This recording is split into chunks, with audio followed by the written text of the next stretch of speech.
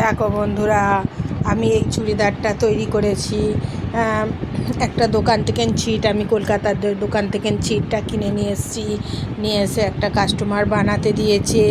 এই আমি দোকানে গিয়ে বানাবার সুযোগ সুবিধা পাই না, ভিডিও বানাবার সুযোগ সুবিধা পাই না, তাই আমি ঘরে এটা ইস্ত্রি করার জন্য আনি।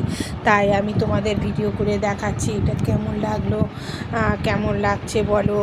এই জিনিসটা আমি নিজে হাতে কাটিং এবং সেলাই করি। বন্ধুরা, তোমাদের ভিডিওটা কাটিংয়ের এবং সেলাইয়ের ভিডিওটা না দেখাতে পারে খুবই দুঃখিত, কিন্তু আমার দোকানে এমনই পজিশান, আমি ভিডিও করতে করতে অন্য কাস্টমার চলে আসে, তখন আমার প্রোডাক্টের দোকান, সিটি গোল্ডের দোকান, তাই আমি ভিডিও বানাতে পারি না, এমনি অফ হয়ে যায়। তাই আমি ঘরেতে এই ভিডিওটা বানাচ্ছি। যদি ভালো লাগে একটা লাইক, একটা কমেন্ট এবং শেয়ার করবে বন্ধুরা। লাইক কমেন্টের জন্য করলে আমার খুব ভালো লাগবে, কিন্তু এত ভিডিও বানাচ্ছি, লাইক বা কমেন্ট করছে না।